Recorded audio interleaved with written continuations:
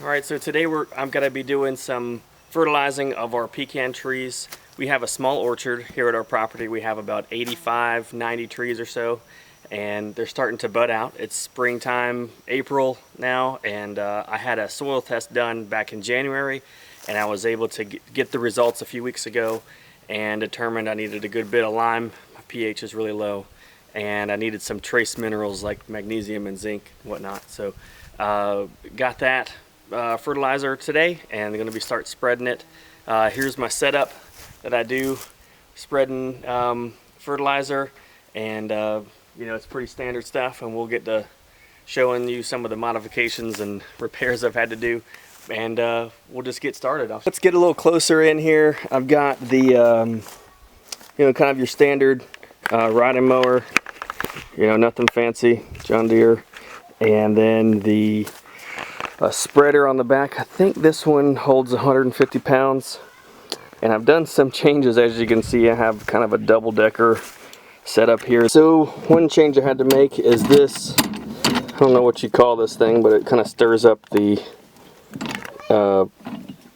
you know, the granules inside, and I ended up having to change this from, this is a the old one broke off, so this one is a handle that we use to stretch the chain or the springs on our trampoline, and I just pinched it off and cut the end off, and this spins around and does the job. All right, on the back, wanted to let you guys know, so the smaller one I had, it didn't have the same type of gearbox down here. It was kind of open.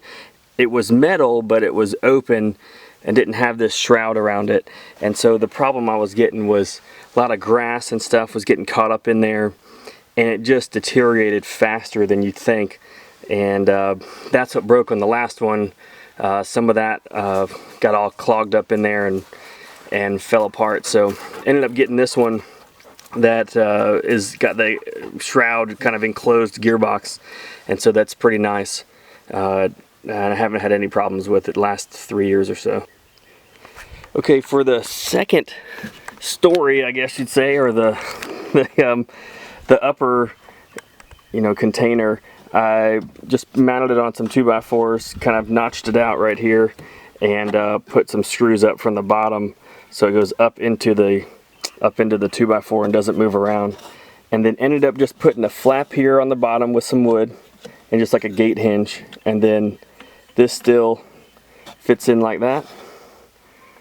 I don't know if you could see that, but you just you know, pull the flap up and set this one, and then the weight of the fertilizer or lime or whatever you have in there just holds that in place, and then when you're ready for it to come down, you just pull the string and it opens up.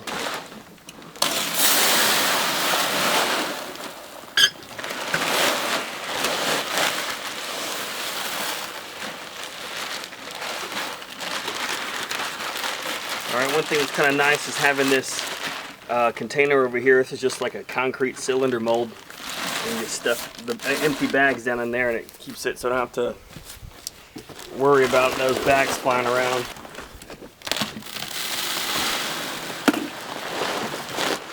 Yeah, buddy. You're putting that in there. This is all the fertilizer I got to spread in the orchard. How do you spread it? This is the spreader right here. But how do you spread it?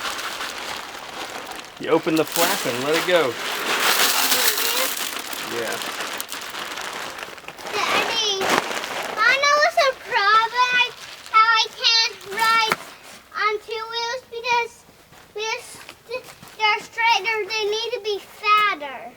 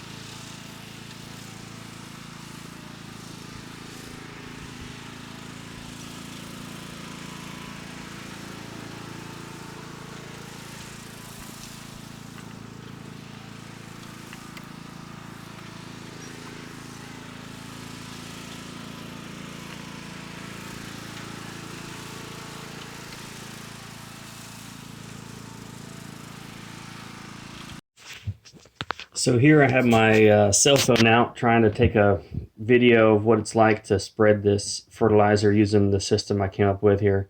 I got the lower one spreading right now. Got the setting basically to full open, and it drains pretty quick. I can do about 2 trees for a bag, and that's kind of the rate that I go for my trees at their age right now. So then as I get going down on the bottom bin, that I release the upper one, it starts to fall down. And you can see it kind of starts filling up the bottom bin about the same, probably a little faster actually than it can spread. So it kind of catches up to itself pretty regularly. But it doesn't ever overflow the bottom bin. As you can see here, I just kind of stop and it catches up, and then it just stops itself. It just kind of plugs the hole. So works out pretty good.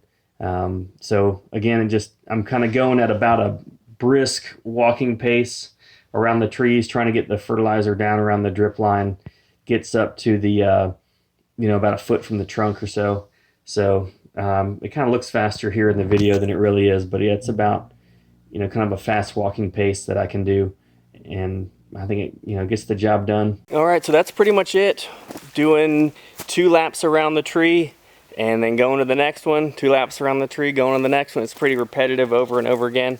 But having kind of a steady rhythm, knowing how many trees you have, how much fertilizer you have, trying to space it out just right is kind of the key. I'm not sure if you could see much from my cell phone there, but trying to get the lower tank down a little bit, and then you can release that upper tank, and you kind of want to do it before the bottom one gets completely empty, because it gets a little top heavy. So releasing that down, but when it gets to the top and fills up, then it kind of cuts itself off. So it actually has worked well over the years. So it's able to get me 2 more bags of fertilizer kind of on the ready, so I don't have to stop and reload and all that kind of stuff. So it's worked out pretty good, and so that's just it over and over again. We got this now. I got to kind of rinse it off and get it kind of put away after I finish up. But anyway, that's basically it. It's good to get a soil test to know what you're going to be spreading, what kind of lime and fertilizer, and then it's good to know how big your trees are versus how much fertilizer you need. And you can talk to your county extension agent to get a good feel for that. But other than that, that's pretty much it for what I do. If you have any other comments or ideas, let me know. I'm just kind of winging it here.